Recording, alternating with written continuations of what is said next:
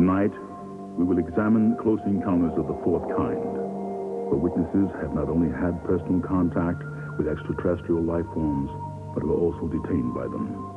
The recreations of aliens and their spacecraft are based upon a composite of testimonies and research. Interviews from around the world have described two basic kinds of aliens: the small grays with large eyes and heads, and the Nordic types, blonde, tall, muscular humanoids. The reenactments you are about to see were experienced by people whose lives had been altered forever.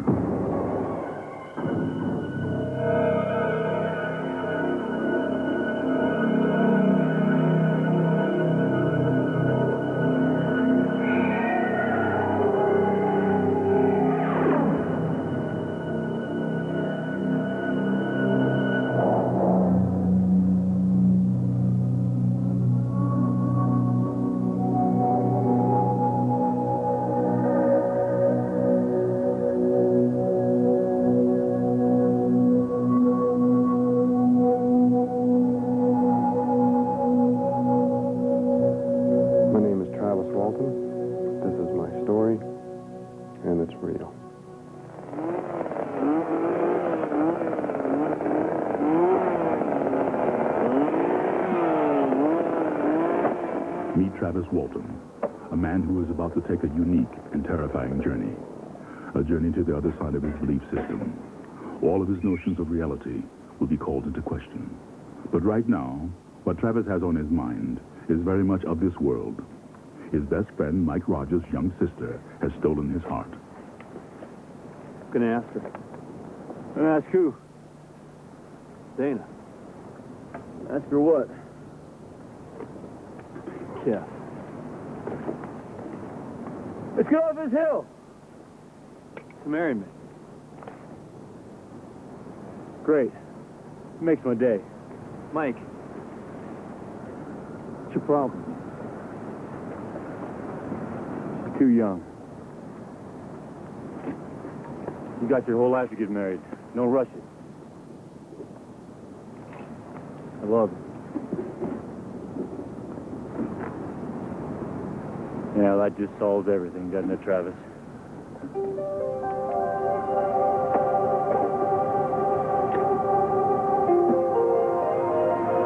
At first, it seemed just like any other night as they headed home from work.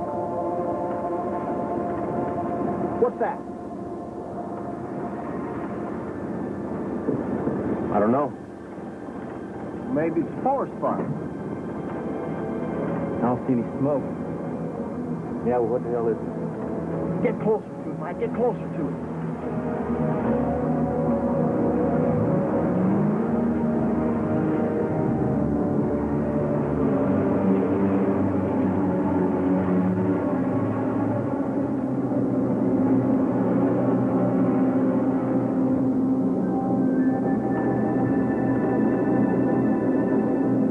What we saw was not that far away. I mean, we could see this thing. It was clear. It was distinct. It wasn't just a point of light in the sky or anything like this. This was very close. You could have thrown a rock and hit it. I was scared, but like everyone there, but I got out and went towards it. It might have been a foolish thing, but I was thinking this thing might take off. You know, I just wanted to get a closer look. I figured this would vanish. Travis! Get back in here!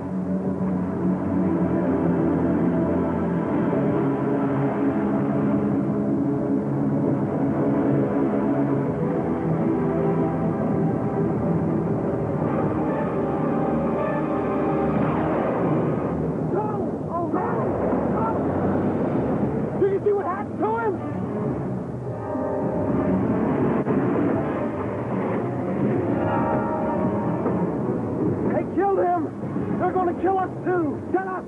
Bobby, just shut up! We gotta go back. No way, Mike! Are you crazy? After we'd put maybe a quarter of a mile distance between us and it, I suddenly realized what we had done, and I realized that our friend was back there, that I'd left him there. So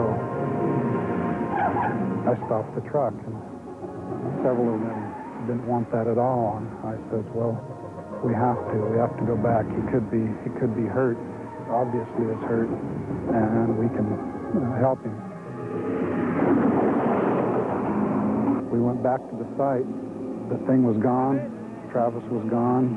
So we thought maybe he wandered off somewhere. So we conducted a hand-in-hand search, you might say, 6 grown men walking around in the woods about as close to each other as they could get.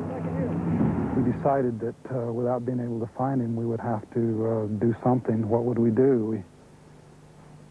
All we could think of was go to the authorities. The sheriff arrived and listened to their story. He was cautious, but not completely disbelieving. He decided that the only thing to do was to go back up the hill in the morning and look for Travis. 3 of the guys had no intention of going back up the hill. They wanted to stay right down there where they were. And so me and one other fella and several of the sheriff people went back up the hill and covered all the roads below and above, and we looked for tracks, we looked for signs, we listened. We couldn't find him at all. There was no trace of him at all, no tracks of any kind anywhere. It just seemed that they must have taken him. Whoever they were, we had no idea at that point. It's only maybe 100 feet or so away from us. You know, just sitting and filled this whole area in here. See how it's all burned up and stuff? It was huge, you know. It was filled this whole thing up. It's the weirdest damn thing I've ever seen. Somebody from somewhere other than this world had taken him, and he was just not there. Mike Rogers and the sheriff went to inform Travis Walton's mother that her son was missing. Sorry. I left him. I just didn't know what to do. I'm sorry. All through that night and the next several days, it was incomprehensible. We could not understand what had happened. It just didn't sink in. Something had happened. Something odd had happened. We didn't know if it was terrible, whether it was great. We didn't know, but it's something that we couldn't understand had happened, and it was very traumatic, very traumatic. The most traumatic event that I've ever encountered.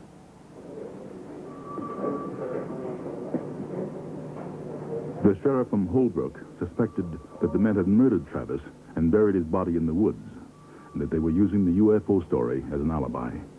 He wanted some answers and wasn't going to give up until he got them. Well, Dallas, why don't you tell us about this conversation with Travis? Joe, they was just talking about his sister. Well, they've been dating. Do you have a problem with Travis there, son?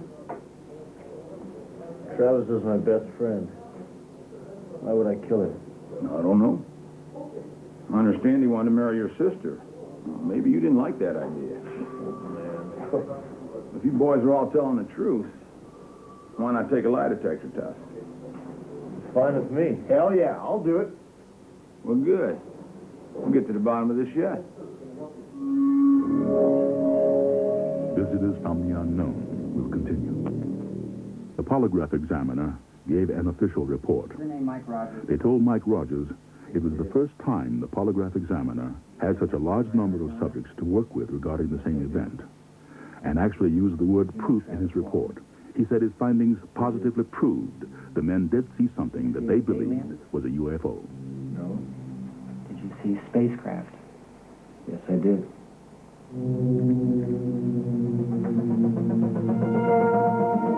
Later, Travis returned with a remarkable story.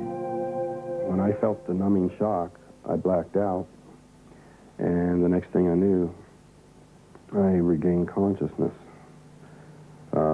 Not quickly, sort of gradually. My head wasn't real clear. I was in a lot of pain. I was laying on my back.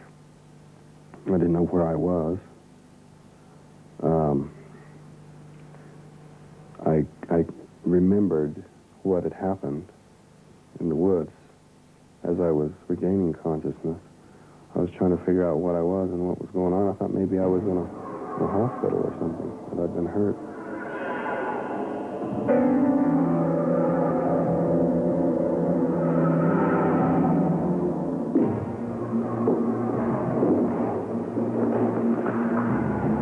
Standing in front of those things that were coming towards me, and they stopped there and they stood there looking at me. These huge eyes just seemed to just look right through me. I didn't get any impression of emotion. It was a very detached sort of just observing sort of thing, but it seemed like they could see everything I was thinking and feeling. Very disturbing feeling to feel so exposed. These huge eyes looked at me, and when they blink, and on an eye that big, the eyelid just slid down and opened like a window opening and shutting, and it just had the strangest sort of feeling. I couldn't bear their gaze.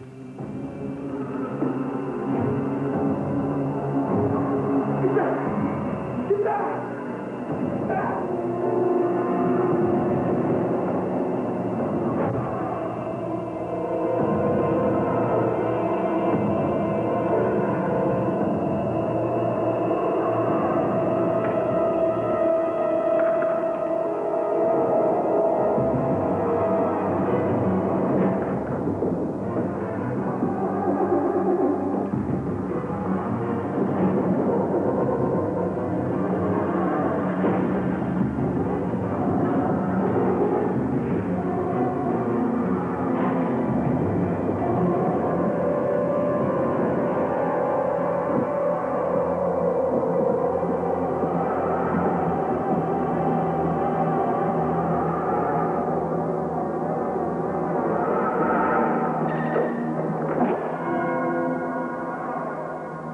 There was a lever there, and when I moved that, the star pattern appeared to move.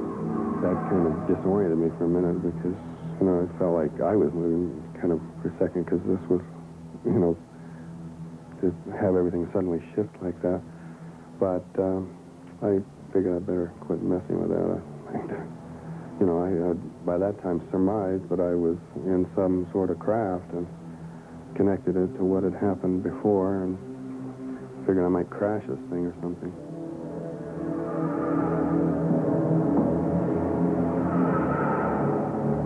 This person was not like these humanoid creatures that I'd seen earlier. This looked like a human being, looked like a man in a blue uniform. I went up to him thinking, that I was being rescued, that I was being saved,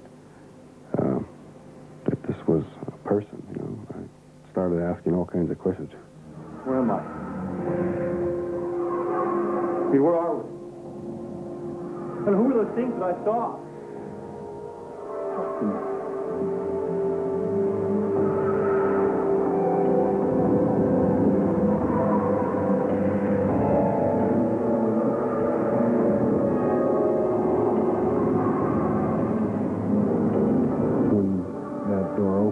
There was an inrush of air, and it felt like fresher and cooler than where I'd been. It must have been like the air I was in was real heavy, moist, stifling. Just pulled me quickly on.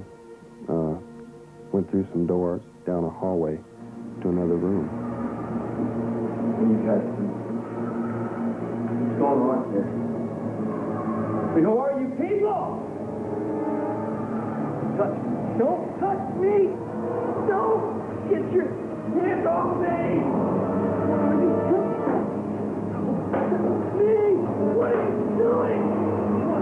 What are you doing? Get off me!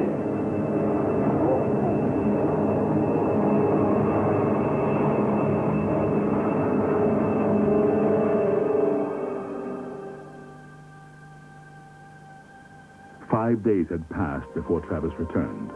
He was asked to take a lie detector test. He too passed.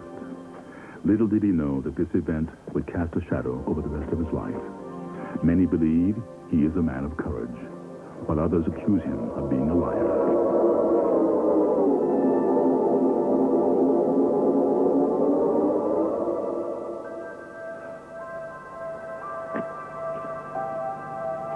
The thing that has brought more frustration and pain into my life as a result of all this happening is the fact that people can't see me anymore, me as a person. I get a feeling of invisibility because of this thing. Every contact I have with people is filtered through the distorting lens of something that just happened to me 15 years ago. And it is something that just happened to me. I didn't do anything special or heroic. I'm not a hero or a celebrity any more than I'm a deceiving rascal or a crackpot space cadet sort of person. I would like to be seen as myself, rather than in terms of this thing that just happened to me. It could have happened to anyone.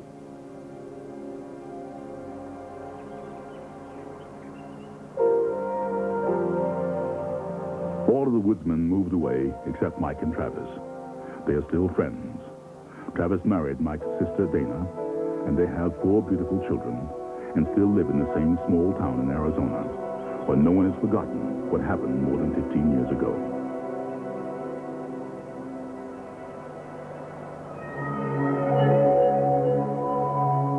Visitors from the unknown will continue.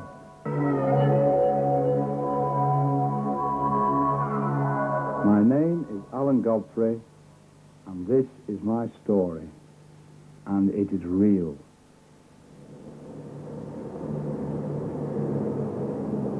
Meet Alan Godfrey, a British police officer in the West Yorkshire Metropolitan Police Force. Alan, born and raised in this working-class neighborhood near the moors, is married and the father of 2 children. He has been commended twice for his investigative work in cases of sudden and mysterious deaths. Alan is proud to be a policeman and proud of his accomplishments. His story began 14 years ago, when Alan was looking for 3 men suspected of brutally assaulting someone the night before. Headquarters, this is PC Godfrey. I've located the 3 suspects outside a pub. It's called the Carpenter Arms. I'm going to take them into custody. Send backup.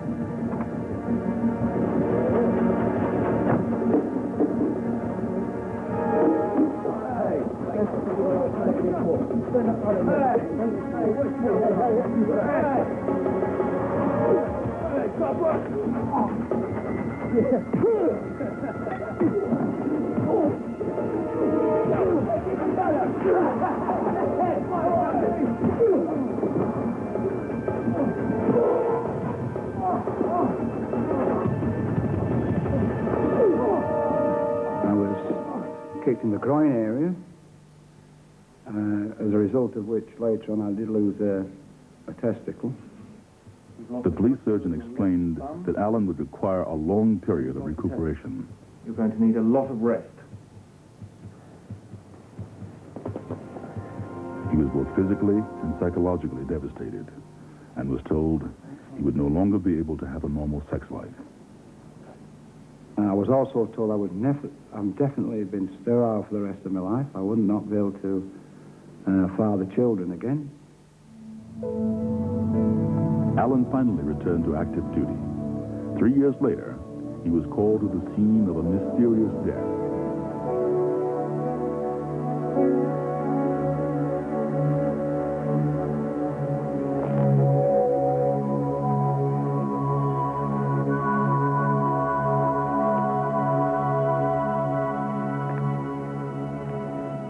Looks like we got a murder on our hands. Right, I'll call it in. What was strange about the guy was he was wearing a top coat, but he wasn't wearing a shirt. He was wearing a string vest, you know. His jacket had been fastened unevenly at the top here. His trousers and the fly was undone on the trousers. His shoes appeared that he hadn't put them on himself. They hadn't been tied properly. At 10 a.m., the body was not there. according to the owner of the coal yard. An off-duty officer had been present at 1:30 p.m. and found nothing unusual. Later that afternoon, the body was discovered, and subsequent tests proved he had been dead for at least 8 hours. So the question remained, where had he died? And how did he get to the top of the coal pile?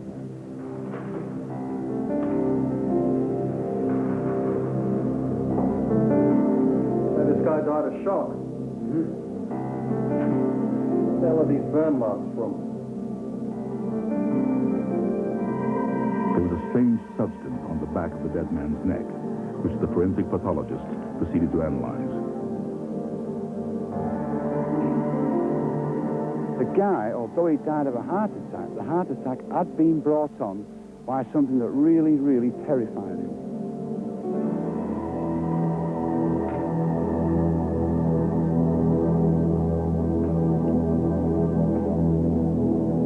The victim was identified as Zygmunt Adamski.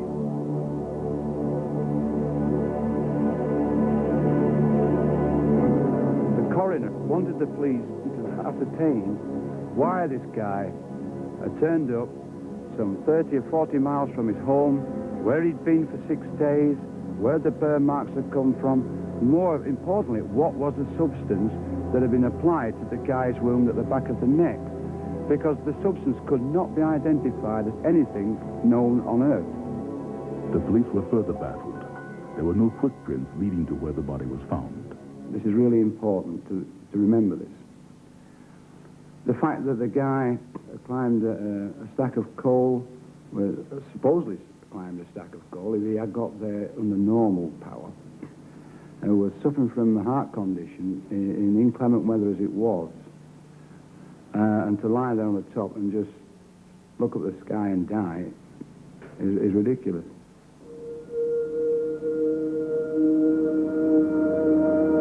With the Adamski death still nagging at him, Alan encountered something even more extraordinary. I was on patrol in my police car, and we'd been getting strange, unusual calls from members of the public about a herd of cows that were kept appearing and disappearing on a local council estate. We went up there and had a look, and there was nothing. There was no trace of these cows. There was no sign of them. Cows leave trademarks. We all know this. So it was rather unusual that these cows couldn't be found. Headquarters, this is PC Alan Godfrey. I'm going up to Council Estate to check on the cows. Over. As I was approaching the council estate, I was going to come off the main road when I saw in front of me a large object that was blocking the road up ahead. I put my warning flashing lights on, the blue flashing lights on. My first reaction was that it was a double-decker bus that had gone skidded sideways, or whatever. There was something blocking the road. So I instinctively drove towards it. As I was approaching the object, it was a sight that really I wasn't expecting to see, I mean, there was an object that was hovering. It wasn't actually on the ground. It was actually hovering over the ground, about 5 feet. This in itself, is a bit strange to say the least. Hello. Headquarters, this is PC Alan Godfrey. I tried the car radio, it wouldn't work. I tried my personal radio. PC Alan Godfrey. Nobody would answer me on the radio. It was completely dead.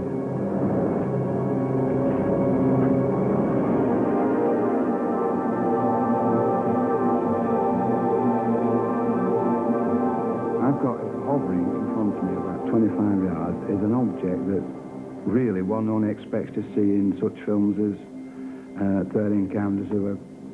close encounters of a third kind, E.T. and things like this.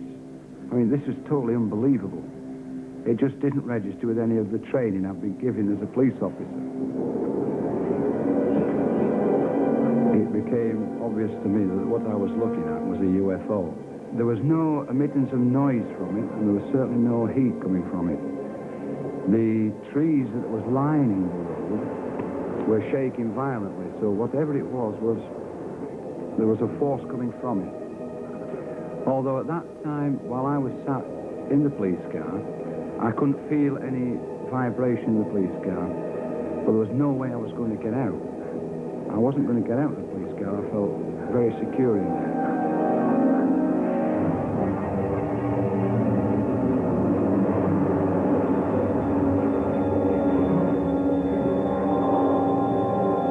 And then a very strange thing occurred. Suddenly, there was a jump in time.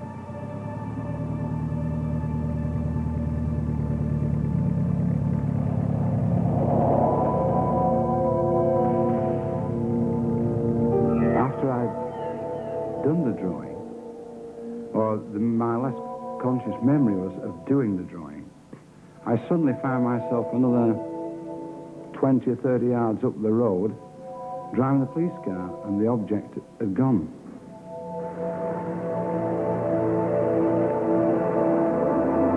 Alan realized that 20 minutes had passed, and he could not remember what had happened.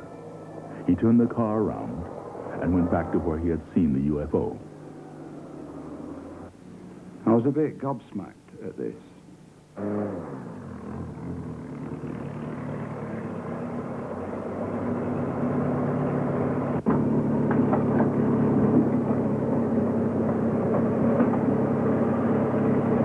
It had been raining all night, so the road surface should really have been absolutely wet through, but where this object had been, the road surface was whirlpool dry.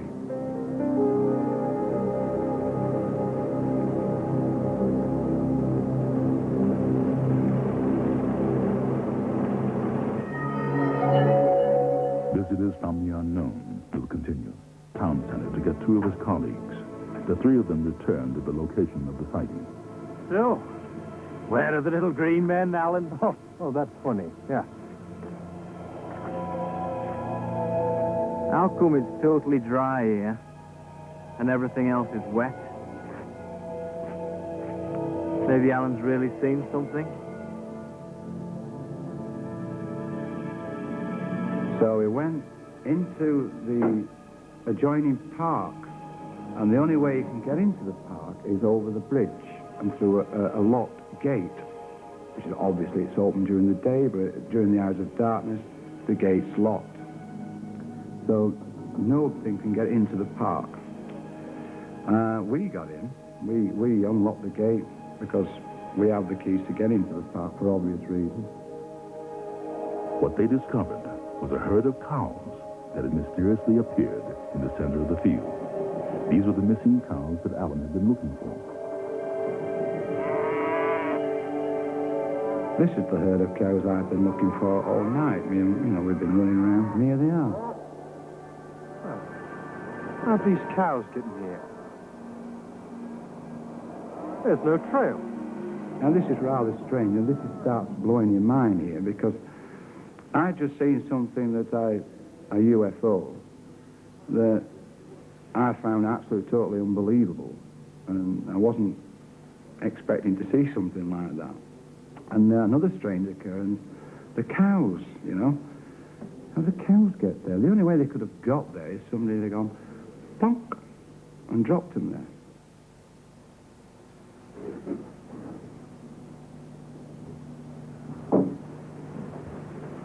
Although Alan's fellow officers did not take the incident seriously, an inspector reminded him that it was official procedure to report the incident to the divisional headquarters in Halifax. The object was reported by 3 other police officers 12 miles from here, and 2 more in Lancashire County. The teasing stopped. For the next 12 months, everything went back to normal.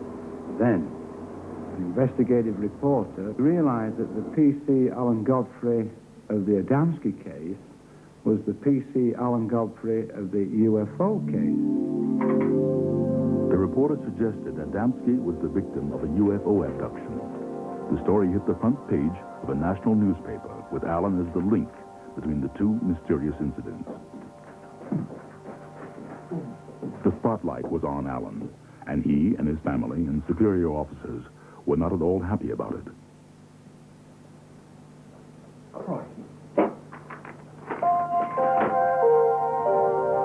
Whenever Alan testified in court, His credibility was ridiculed because of his UFO report. His superiors attempted to humiliate him. They wanted him to resign from the force. They even took his police car from him and replaced it with a bicycle. Meanwhile, a friend who had also experienced a UFO sighting convinced Alan to undergo hypnotic regression. The hope was to discover what had occurred during the missing 20 minutes. This regression helped him.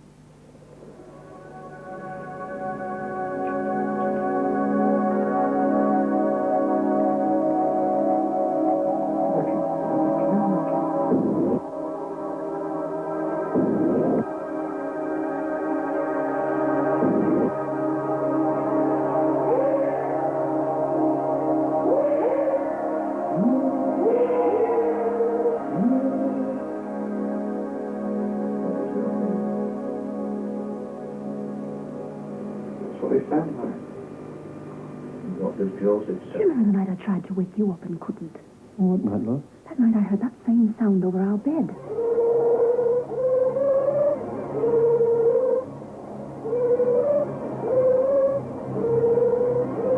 I tried to wake Alan up, but he was in such a deep sleep I couldn't wake him. Finally, the noise went away. The next morning, Alan and I made love for the first time since he was beaten up. And then I became pregnant.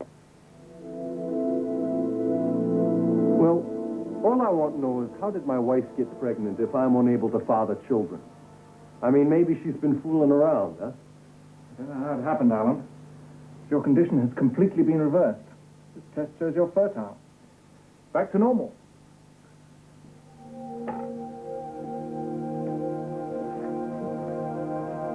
While many questions were raised, few were answered. The Adamski death remains unsolved. Alan Godfrey is still unable to consciously remember the missing 20 minutes. Although Alan no longer serves in the police force he was so proud of, the thought persists that the visitors did serve some positive function in his life. He is extremely grateful to have recovered, and especially to have had another child.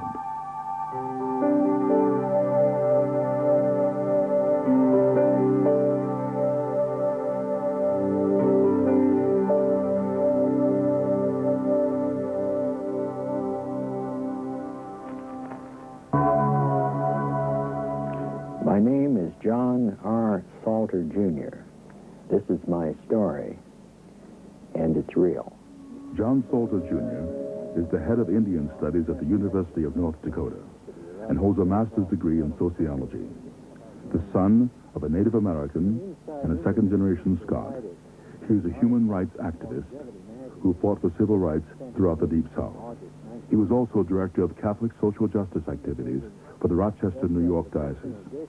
He has been honored with numerous awards, among them the Martin Luther King Jr. Award, presented by the governor of North Dakota. But all of his knowledge and experience could not explain what was about to happen to him this day.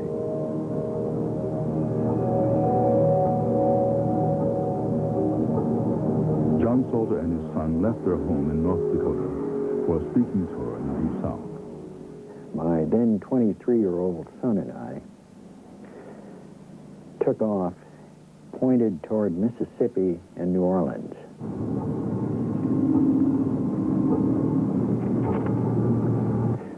Since I've been about 13, I've traveled with my father all over the country.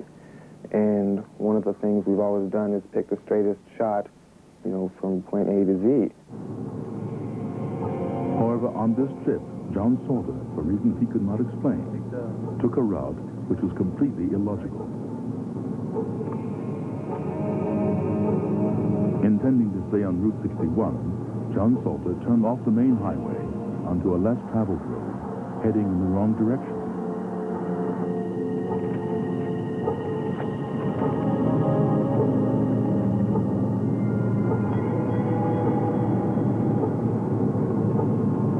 At around that very point, both my son and I were hit gently by double amnesia. For the next more than 60 miles, we remembered nothing.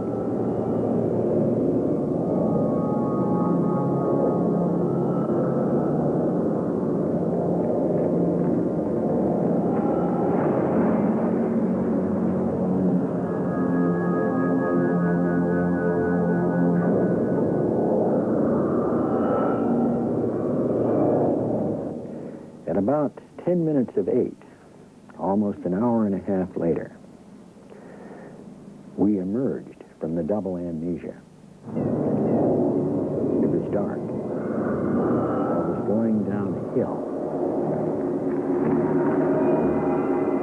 I can recall very clearly the lights of the pickup on the highway, the sound of the engine and the tires flowing into my broadening, expanding consciousness.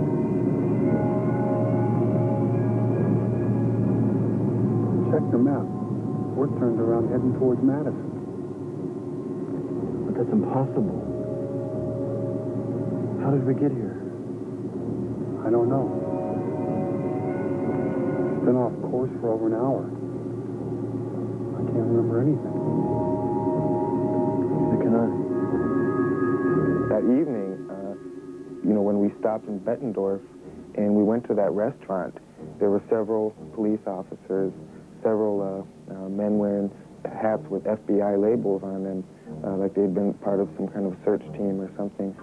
And I remember feeling incredibly guilty, as if we were a couple of bank robbers or outlaws, and we hadn't done anything wrong, of course. We don't even go over 55. What's happening to us? I don't know. How could we both not remember anything for over an hour? Dad, why are we whispering? Why do we feel like we did something wrong?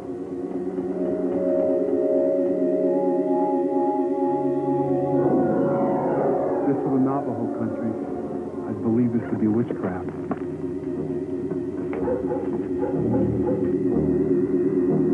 We drove down the highway, and we were listening to music and kind of talking quietly, and then we saw the light coming towards us. It was glittering, it was shining, it came towards us. It was unusual, it was fast, and it had my complete attention. I couldn't look at anything else. It was enveloped in a kind of energy field which added up to the most exquisite, shimmering, silvery thing that I've ever seen in my life.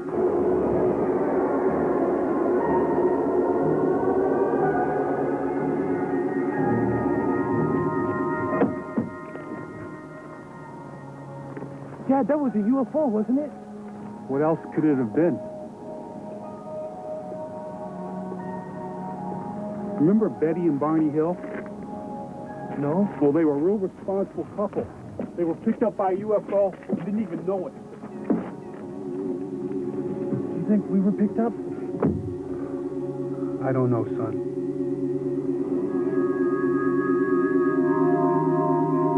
To the Salters, this extraordinary sighting somehow seemed connected to the missing time and odd feelings of the previous night. I also saw this as a very friendly kind of an appearance, a sort of a adios or a hasta luego. But the Salters were still mystified.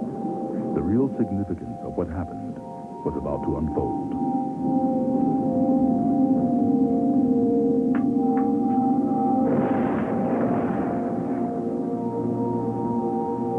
Dad, I feel like something really strange has happened to us. I feel that way, too. I know this sounds weird, but I wish they'd come visit us again.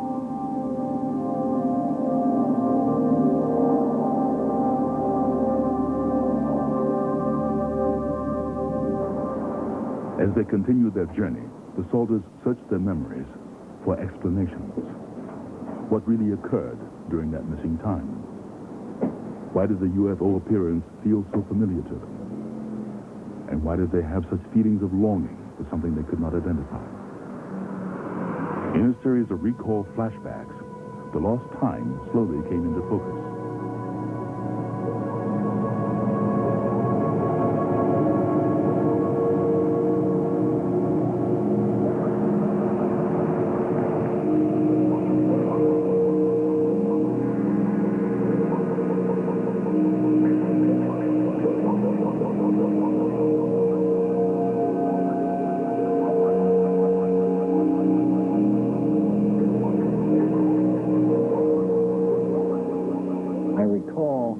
thinking to myself, they look like children. Up on the bumper, looking in, they look just like little kids.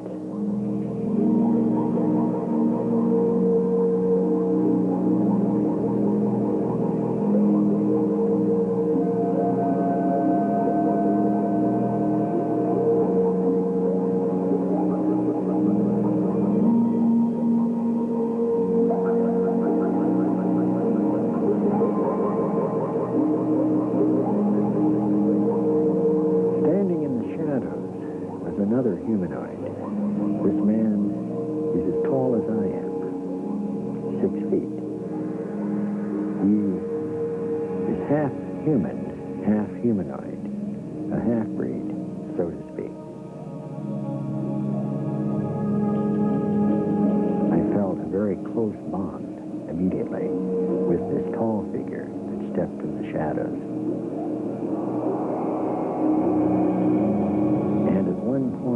I stumbled and fell and was cushioned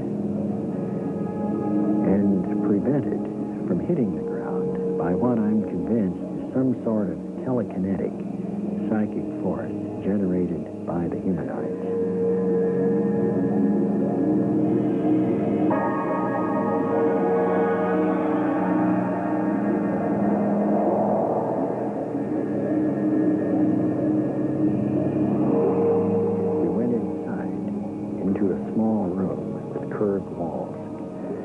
The atmosphere was rather Spartan in nature.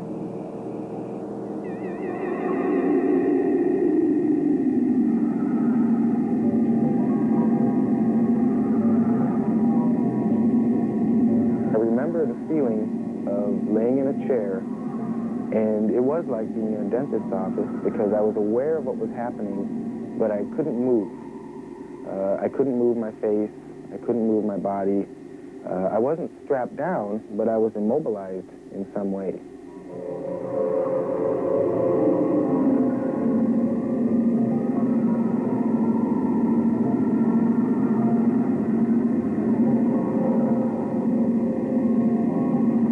One of the things done initially to me after a cursory medical exam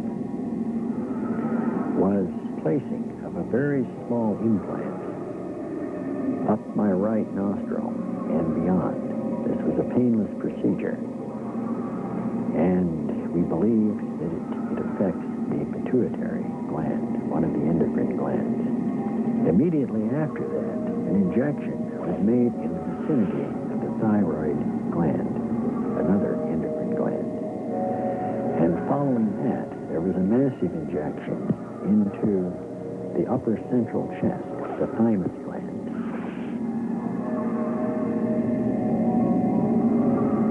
There would be like a zipping sensation, almost like tiny electrical shocks. I've talked to people who've had tattoos, and they've described that as being similar. My feeling was one of great friendliness, very much at ease. Everyone, all through this experience, was very pleasant. In the months that followed, John Salter began to notice changes to his body. His fingernails, which he'd normally clipped every 3 weeks, had to be clipped once a week. His hair began growing more rapidly.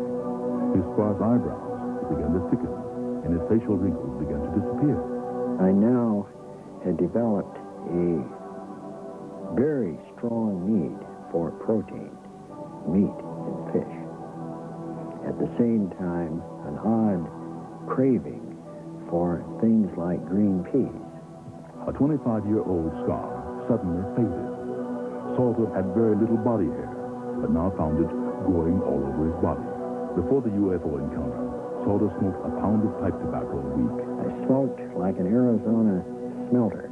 But in the middle of May, 1989, I stood in my office and realized that I had gone 24 hours without smoking anything.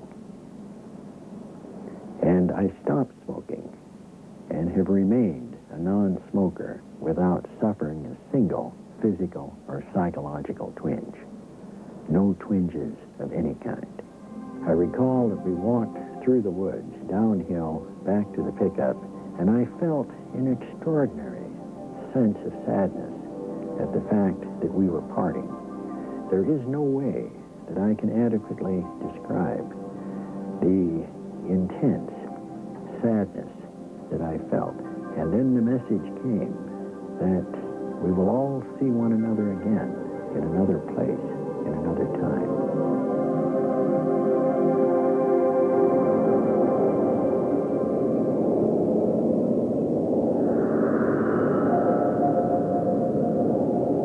These have been but 3 of hundreds of reported UFO encounters. While no scientific proof is available to the public, one thing remains clear. A growing number of people believe extraterrestrial life exists, and still others believe Earth is being visited regularly. If so, where are they from? What do they want? These questions remain unanswered.